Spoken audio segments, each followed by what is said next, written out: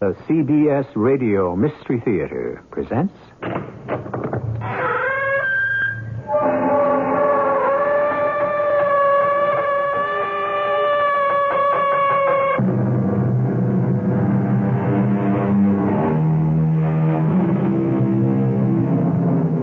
Come in. Welcome. I'm E.G. Marshall. But before you come in, stop a minute and look up at the night sky. Familiar?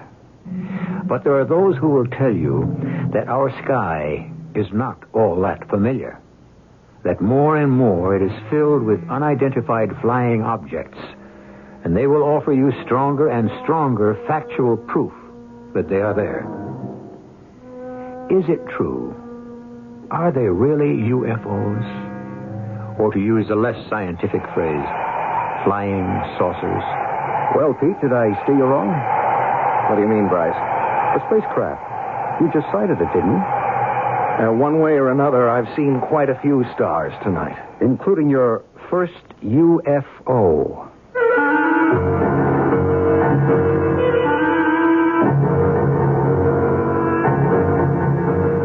Our mystery drama, A Message from Space, was written especially for the Mystery Theater by Ian Martin and stars Tony Roberts. It is sponsored in part by Buick Motor Division. I'll be back shortly with Act One. Buick has some good news for procrastinators. Even though you waited, you can still enjoy the comfort and luxury of a full-size Buick. Even better, your Buick dealer just might give you an irresistible deal on a 78 LeSabre right now. But do hurry, because a lot of other procrastinators have been waiting for this kind of news, too. Buick LeSabre. Yes, you can at your Buick dealers. Yes, you can. Yes, you can.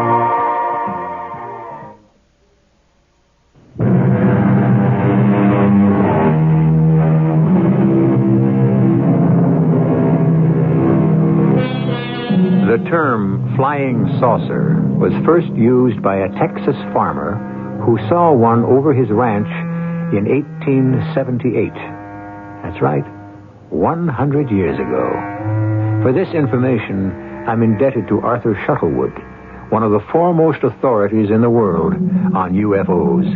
This is a story set down in the most part exactly as it was related by another recognized authority in the field, Bryce Bond.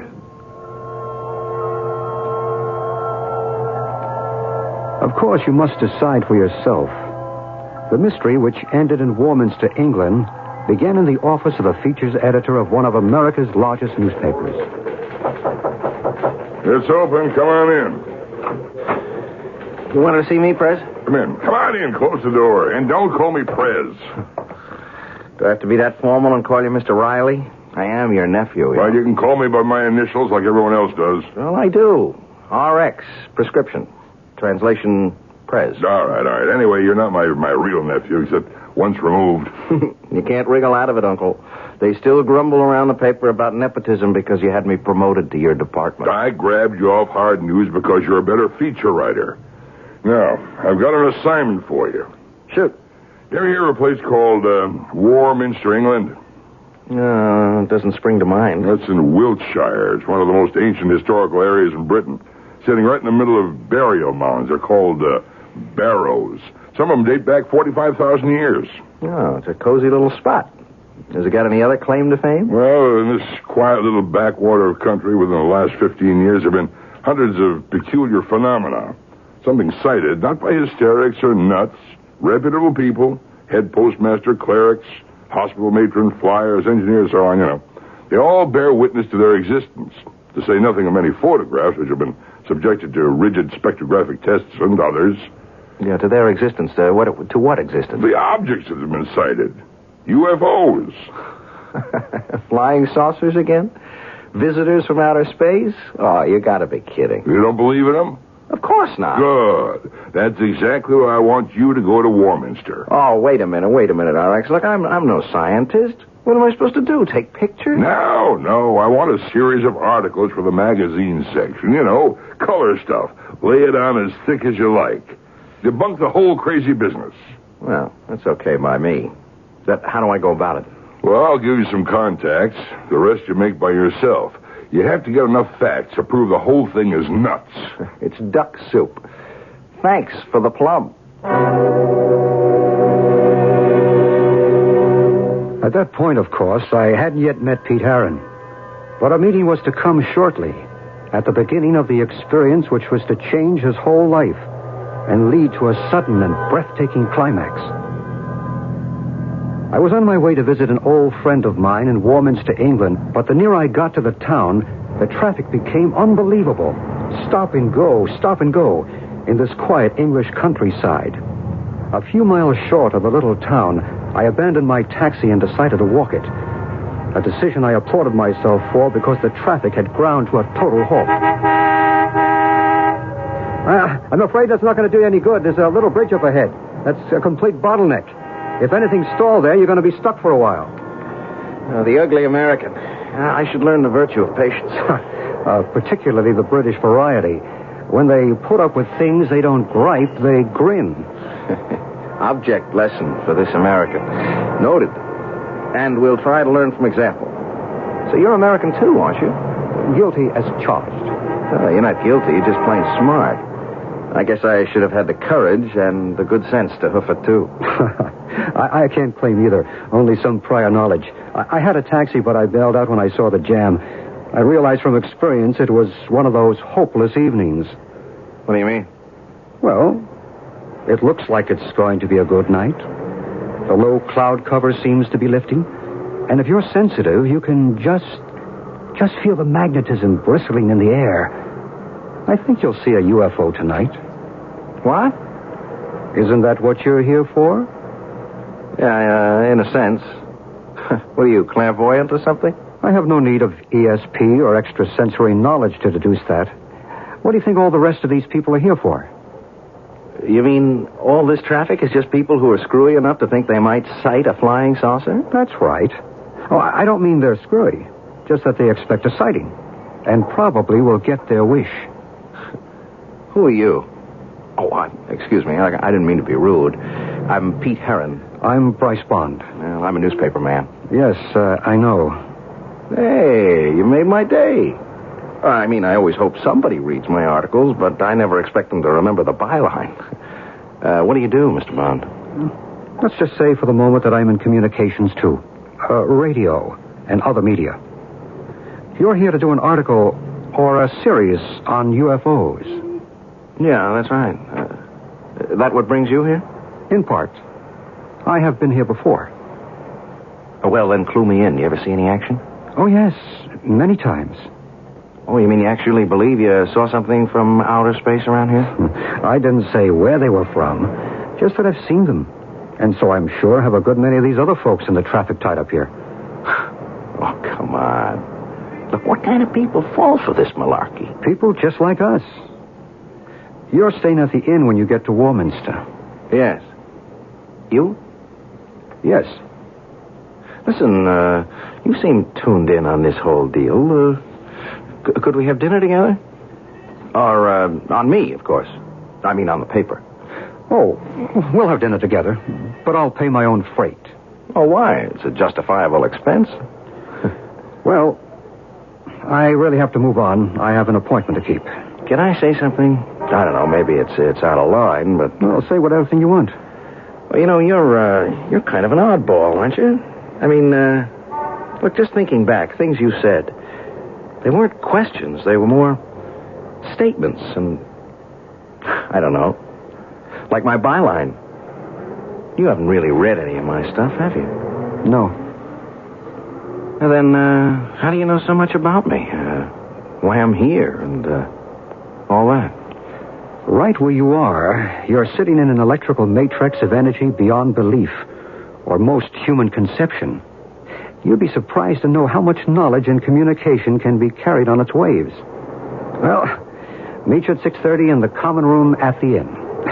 If you ever get out of the traffic jam.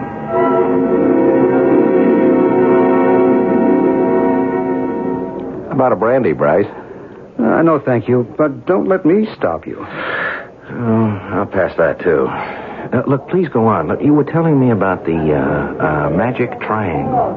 Well, It's formed if you draw lines, say, from Glastonbury to Avebury to Salisbury and back to Glastonbury. Warminster lies right in the middle of it, at a point where all the ley lines intersect. The what? The ley lines. Invisible lines of electromagnetic energy. How do you spell ley? Ley. It's an obsolete Old English word for a flame or a blaze or a fire. You can see the obvious derivation. Ancient people knew about these ley lines? It seems incontrovertible. This was a cradle of early English civilization. The burial mounds everywhere attest to that. King Arthur is supposed to be buried in Glastonbury. The Druids built their temple at Stonehenge. More than a temple as we know today, scientifically. Really a giant computer from which the date, star shifts, eclipses, equinoxes, and solstices can be reckoned. Heaven knows how many other universal discoveries that we consider modern discoveries were common knowledge to these people 2,000 years before the birth of Christ. There's an even bigger one at the north of the triangle, at Avebury. And right in the center is this matrix of energy. But what is this energy? Electromagnetic, psychic, spiritual. Each man may have his own explanation. Well, why here? Why in this little dump? I suppose the best answer to that is why not? You're skeptical. Yeah, you're too darn right. Then it's time to go up to Cradle Hill and see for yourself. By the time you come down tonight, or tomorrow morning, you may have changed your mind. You want to bet?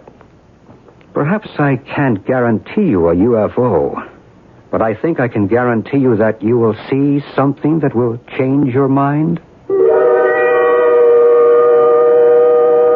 I went out into the soft but damp and chill English night with my new friend, Bryce Bond. Friend. There is something about him that's compelling. Some inner strength that kind of gets to you. We drove a few miles in my rented car and stopped beside a field. There was only one other car parked there. You can cut the motor, Pete. We'll go by foot from here on. Check. There's a flashlight in the glove compartment. Okay. I have one, too, but I don't think we'll need them. The moon's pretty bright. Shall I leave the parking lights on? Better not. We might be all night, if you're up to it. Oh, I'm up to it. Good. Let's go. Is there a gate or a road or something? We duck through the fence and across the fields. Well, the moonlight is pretty bright. Get through all right? Yeah. Where'd they all go, by the by? The crowd is over on Cradle Hill. This is Star Hill. Yeah, well, why'd you bring me here? It's a good question for which I don't have a definitive answer. In terms we both understand, can I call it a gut hunch?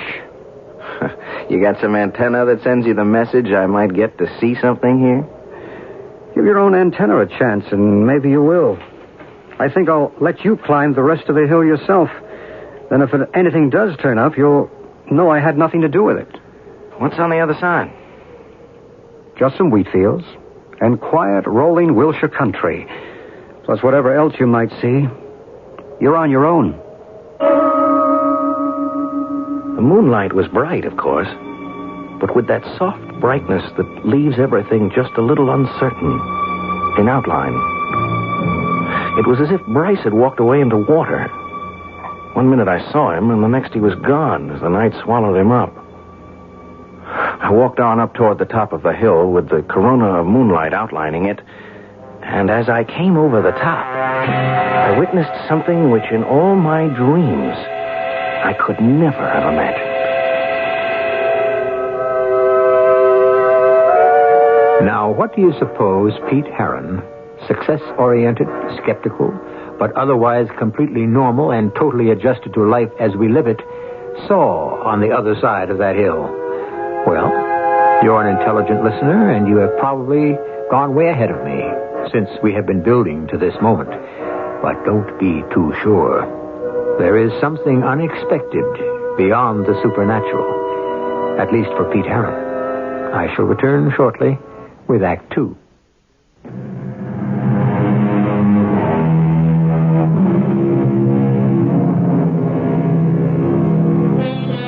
Now let me see. Where were we? Oh, of course. Just coming over the brow of Star Hill in the moonlight, magically diffused through the damp, cool, early spring English weather, a healthy young skeptic, Pete Heron, sent by his newspaper to write a series of feature articles on the appearance of UFOs, seems about to meet the ultimate test, face to face. So, let's meet it with him. As I came over the brow of the hill, I'd been looking beyond to some gently rolling wheat fields, fading away out of the bright forelight to murky moon shadows. But in the middle of this dreamy landscape, below me and to the right, a strange thing was happening to the swaying waist-high wheat. Something like a giant fan spinning counterclockwise was laying a mirror image on the wheat below, which was blown back flat to the ground, trembling as if some whirling saucer from outer space was settling to a landing. And then, it was there, circular, perhaps 50 feet across. Light slits like portholes shimmering till the craft, or whatever it was, stopped spinning and came to rest. And suddenly it was glowing so brightly I had to shield my eyes and turn away. And when I turned back and opened them, there was still rings of overexposure exploding in front of my eyes. And the craft was gone. But something else was there. Hello? No. Did you see it? What? The spacecraft. What would you like to call it? The UFO? I thought I saw something, but... Hey, did you see it? Of course I did. Hey, where did you pop up from, anyway? What do you mean? I came here just the same as you. You did? Oh, yeah, that's right. Yeah, I parked my car right behind a little blue hatchback. That must be yours, huh? Excuse me, I'm sorry. I ought to introduce myself. I'm Pete Heron, World Features. A reporter. Yeah, right. Well, sort of. Feature writer, you know. Human interest. Color stories. Tongue-in-cheek. Or exposés. Debunking the bunkum. Yeah, something like that. You must be in the business, too, huh? Yes. You could call me a reporter. My name is Maru. Uh-huh. Who are you with? I don't think you'd ever heard of my outfit. Aren't you missing the real story? What? Oh, the thing. It was so bright, I couldn't look at it anymore. But hey, it's gone. You mean you can't see it anymore? Yeah, if I ever did see it. I mean, self-hypnosis, induced delusion. You sure you saw it? Oh, yes. What did it look like to you? Just like all the others. All the others, huh? Oh, you mean you've seen spacecraft before, huh? Oh, yes. How many? I haven't bothered to keep a record. Too many to count, I should think. Here? Around here. And other places. What other places? Why should I tell you? You wouldn't believe me. Hey, wait a minute. Don't go. Why not? There's nothing more for me here tonight. There won't be any more. How do you know? I know. If you really want to write a good story for your feature editor, you'd better do a little more legwork. What do you mean? Go down and examine the field more carefully. Aren't you going down there, too? No. You see, I don't have to be convinced. You're the one who has to be educated. Hey, wait a minute. Don't go away sore. I'm not sore, but I have to leave. Well, I'll go with you. I prefer to be alone. But look, Maru, wasn't that it? Maru was the name I gave you. What's your other name? Why do you ask? Well, it would kind of help so I could get to see you again. When you want to see me again, you won't need a name to find me.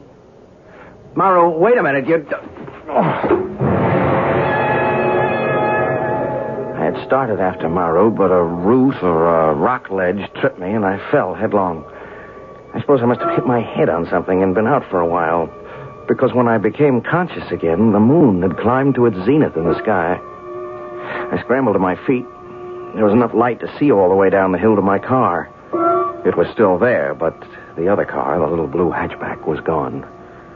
I turned back to where the illusion of the UFO had been and saw someone down in that wheat field silently surveying it. In the moon brightness, I could see it was Bryce Bond.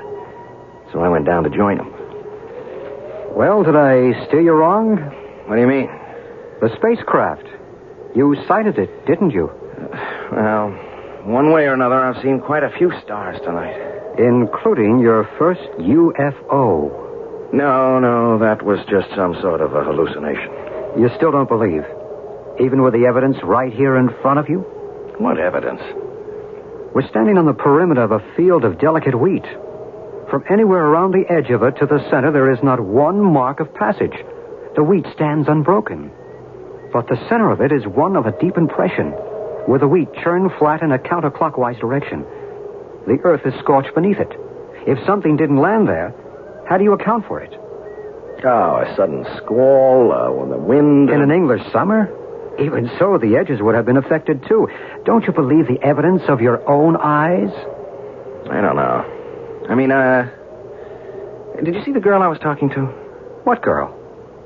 Well, she suddenly showed up on top of the hill there. She said her name was Maru. I don't know anybody by that name. It does sound like a phony, doesn't it? It's just as phony as all the rest. Is that the way you really feel, Pete? Now, look, I'm sorry, Bryce. I don't mean to be a dog in the manger. It's just that I feel like one. Hey, I took a fall up there. I gave my head a whack. Oh, let's have a look. You feel dizzy? No. Just, I don't know, a little woozy, I guess. We'd better get you back to the car and home to bed. Hey, look, I wouldn't kid you. I could use some shut-eye. I think I still have jet lag. I should have waited another day before I started out on my scientific explorations. You mightn't have been so lucky another night. Lucky? Yes. Whether you want to admit it or not, you did have some visions. I'm afraid in my book that's just what they were. My timing got out of sync. Maybe everything I saw was after I fell and hit my head. Including the girl? What did she look like? Oh, man, what a dream. Great violet eyes, skin like mother of pearl, long, dark hair, and she smelled like a mixture of roses and lily of the valley. Yeah, something like that. Like a summer garden. You have been fortunate. Well, yeah. At least I dream in Technicolor.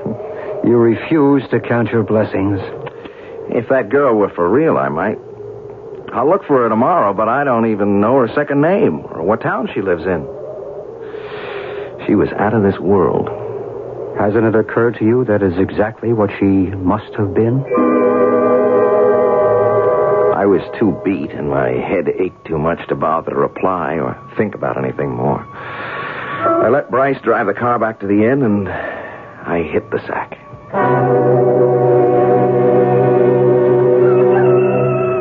Some gung-ho rooster woke me up at sunrise. I looked at my watch. I'd had just about 5 hours rest, but I knew I couldn't get back to sleep. I was going looking for Maru. I didn't have any luck, which was why I was back in the car after dark and headed again for Star Hill. I'd avoided Bryce Bond all day, sneaked out of the hotel after dinner, afraid to admit that at least one thing he'd said had shaken me. Maru. Maybe he was right, and she was out of this world. But the drive, the need to see her again, was so strong, I was almost ready to become a believer. It was very peaceful on the top of the hill. The moon had risen earlier, and I could see the wheat field with the impression, that strange, inexplicable impression, still there. I had brought a sweater and I was warm, and the last thing I remembered before I dozed off was Maru, and how much I wanted to believe I hadn't lost her forever.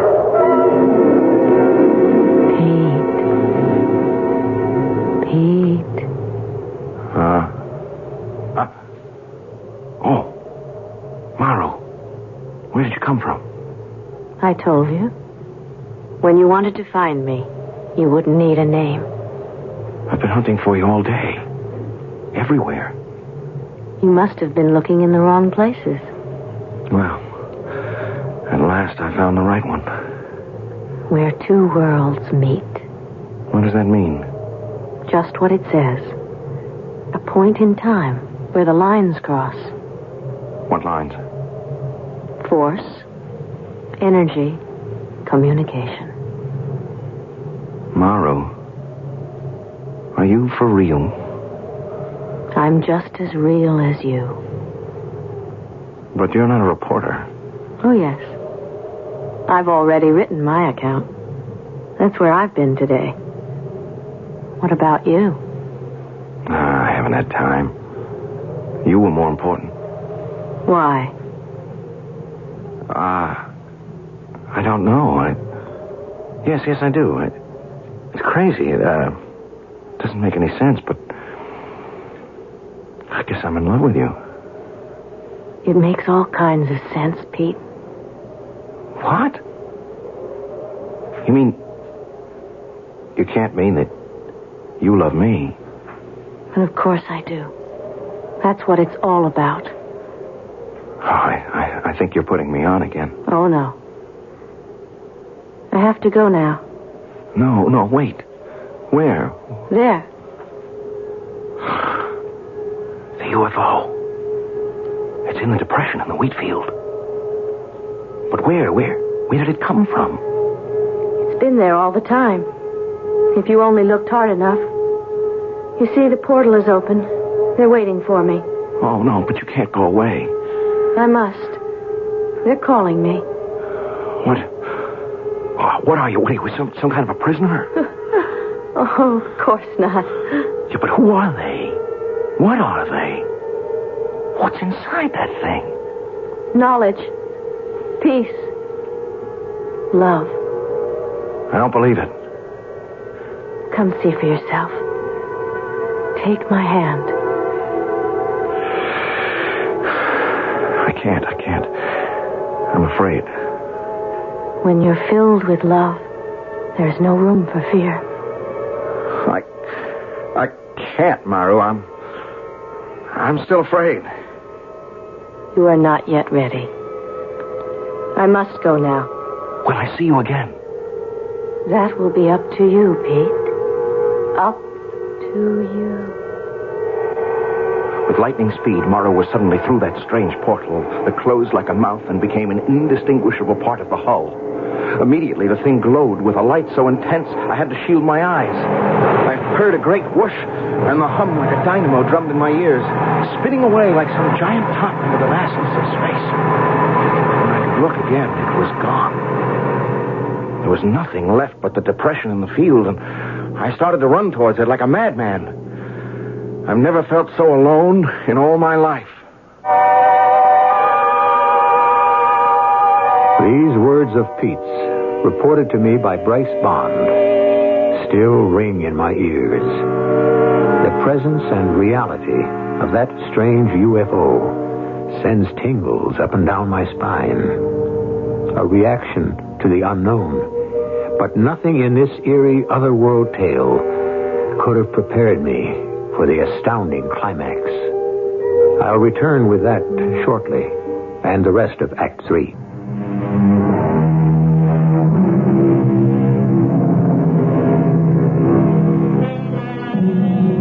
An Englishman named Arthur Shuttlewood, in his book, Key to the New Age, has said, "One must see one of these amazing phenomena to believe it, and there is no such thing as an expert in matters ufological. Individual experience is the key to all the answers."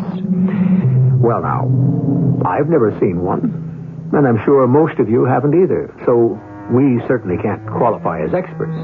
The only person I know who even comes near it is Bryce Bond. So, let's turn this account back to him. I was concerned about young Pete Herron after that knock on the head. He had remained incommunicado all day, and I was busy myself. So when I returned to the inn and found he had gone out after dark, I suspected where he had left for. So I borrowed a car to drive out to Star Hill. I came over the brow of the hill by full moonlight to see Pete rush suddenly from the edge of the wheat field to that curious depression, only to stop suddenly, his shoulders drooping, forlorn. Pete! Yeah? Oh, Bryce. How long you been here? I just arrived. Then, you didn't see it. A UFO? Yeah. No. And you didn't see her either. You mean the girl you met last night, Maru? Yes? No, I didn't. I could have gone with her. Oh, what's the use? I didn't. I didn't have the guts. Come on, Pete, take it easy. How's the head? Solid bone, clean through. Why couldn't I have... Oh, you mean the bump last night? Oh, that's nothing. It's just a scrape. Sure you're all right? Yeah. I'm all right, except for... For what happened tonight? Yeah. You want to talk about it? Maybe I do. There's so much to sort out. Yeah, I do. But not here. I need a drink. Come on, I got a bottle in my room. Aren't you coming? Right with you. Yes, they've been here. I can feel the warmth. The electricity still pulsating in the air. And that smell. That glorious scent. Roses and lily of the valley. Yeah, that's her smell. It's the way they all smell, Pete. Come on, let's go talk.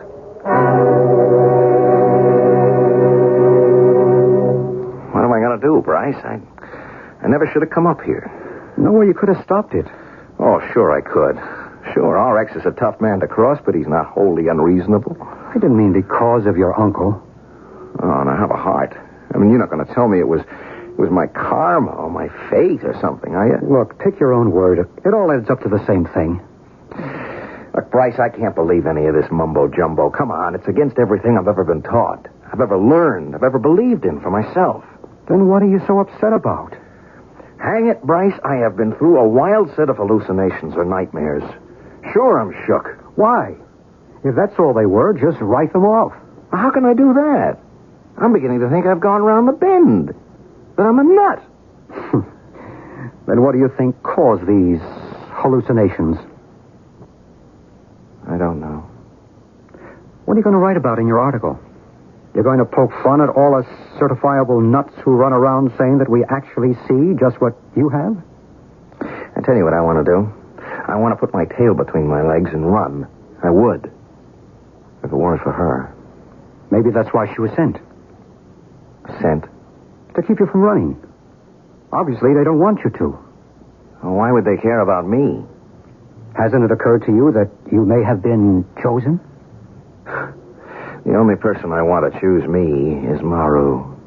I don't care about them. Who the devil are they, anyway? People like you and me, a higher order, of course. Yeah? Well, where do they come from? From another planet. From another point in time. Perhaps they are right here with us. Living in a world alongside ours. In a time continuum with us. But what do they want with us? To help us. To guide us. Why? I believe because they are extensions of us. Another evolvement in the pattern of life. Another step upwards on the road to peace and perfect resolution. Oh, not all this and reincarnation, too. Why not? Listen, I don't want to open that can of beans, huh? I have enough trouble swallowing the UFO business. Help me, Bryce. If I can. Well, all right, tell me, why now? Okay, why at this point in time do they suddenly start showing up? Well, there are a lot of theories on that. I won't go into them because I don't believe it is only, as you say, at this point in time. What about Elijah's fiery chariot, or Moses' burning bush, or Ezekiel's wheel within a wheel, or even the Star of Bethlehem. We know that no star could come into our system without overturning the axial tilt of the Earth, even a comet. So why not a UFO? You have eventually to take it on faith. It's a matter of what you believe. Well, I don't know what I believe anymore. Then stay. Write your articles. Once you start to put your thoughts down in black and white, I think it'll all come clear. So I stayed. Nights, I waited on the hill, but nothing happened. Days, I wrote my articles. And 3 days after I sent off the first one, another visitor from another world contacted me. Pete? Are you Pete? Okay, RX, you don't have to try to shout all the way across the Atlantic. I can What's hear all this gibberish you mailed over here for the first article? I'm only reporting the facts, RX. What facts? Were you drunk or something? All this gobbledygook about seeing UFOs? Well, that's what you sent me over here to report on, RX. Well, you sound as if you believe this hogwash. I just reported what I saw. Well, you couldn't have seen what you said you did. There ain't any such thing as UFOs. There just ain't any such animal. And that girl business. Look, I didn't ask you for a comic strip. Violet eyes. Hooey. I want the truth on this story. If you don't believe that's what I'm reporting, maybe you better come over here and see for yourself. Well, I might just take you up on that. You just stay put at that end. I suppose I should have waited for the old boy, but I didn't know what plane he was coming in on, or even perhaps if he mightn't have changed his mind. Besides, when darkness came that night, wild horses couldn't have dragged me away from Star Hill, and the off chance that this might be the night for Maru's return. I left word at the inn where I'd gone, and Bryce was nice enough to say he'd keep an eye out for my uncle. I almost turned back at one point, but some inner voice drove me on.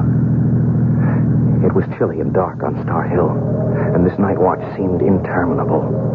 Then, shortly after midnight, the air was suddenly warm and balmy, and the field below the hill was bathed in golden light, and the sound of it came. The strange portal in the spacecraft gaped open like a mouth, and from it, Maru came straight to me. We meet again, Pete. I thought you might never come. I hated to waste the time. What time? Till you believed. You believe now, don't you? Yes. Yes. Of course I believe. But I don't understand. You will. It will all be made clear to you. Shall we go? Where? To the craft. To meet the others. What do you feel? I don't know. The air is warm. You could bask in it. Sunbathe in it. I feel alive. Liberated. And yet at peace. Don't you understand? They're reaching out to you. Communicating. Telling you you are not alone in the universe. It's a message of love. Well, I don't need them. Only you, Maru. You're the one I love. We'll have each other, my darling. But don't you see that is not enough? It's got to reach out, that love, and wash over everyone else. Till we are all one, as we are in our world. Perfect love.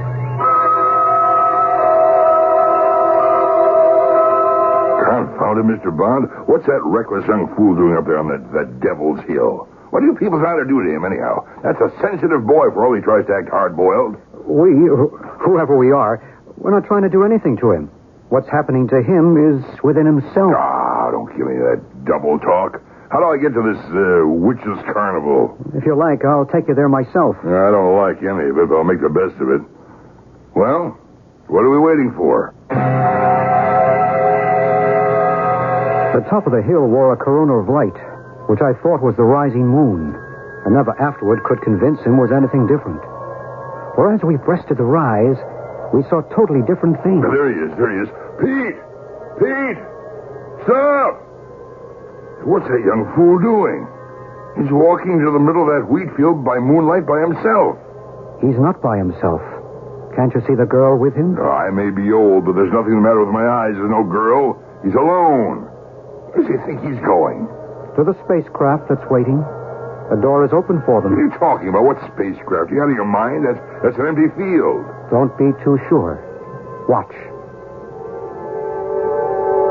What I saw was Pete and Maru, hand in hand as they walked to that shining ship, outlined in the aura of golden light as they stepped through the portal. And suddenly... Good Lord. He disappeared. Like that, into thin air. Not into thin air, Mr. Riley. Listen. Listen to what? I don't hear anything. I suppose not. But then you didn't see either. Well, there's nothing to see. An empty field and Pete just vanished. What kind of a trick is this? No trick, sir. He just chose to go with a girl and love. Chose and was chosen. There was no girl. He was alone. Oh, no, Mr. Riley. He will never be alone again.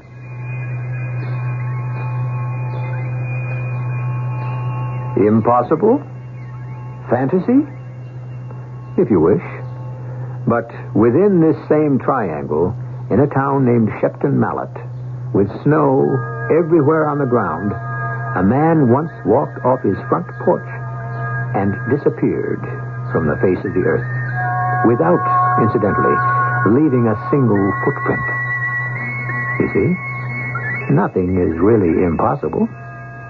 I'll be back shortly.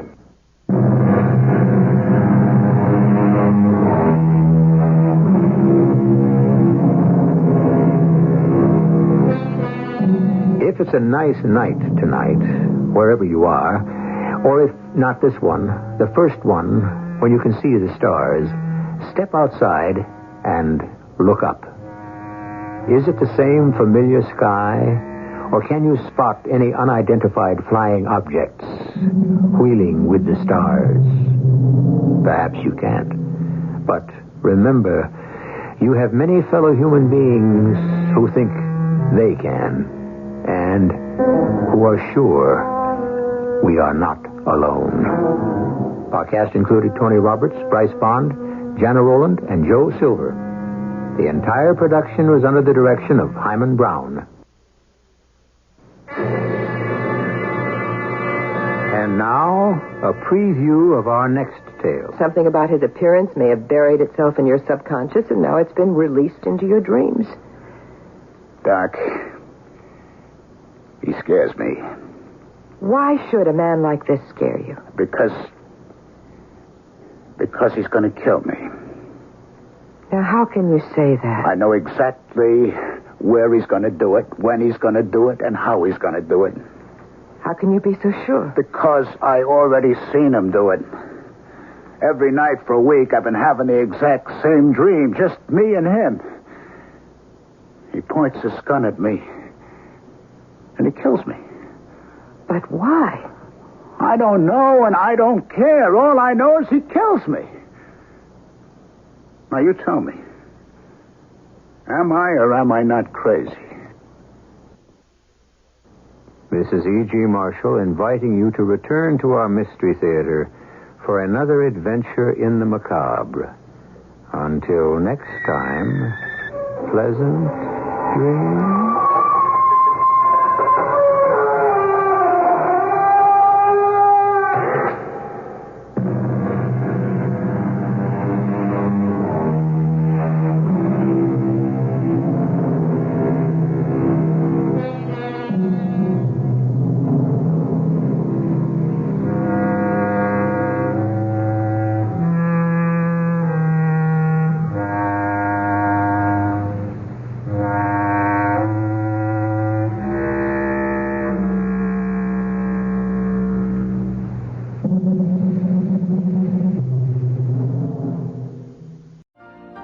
You've been listening to the OTR Gold Network. Find more classic radio at otrgold.com.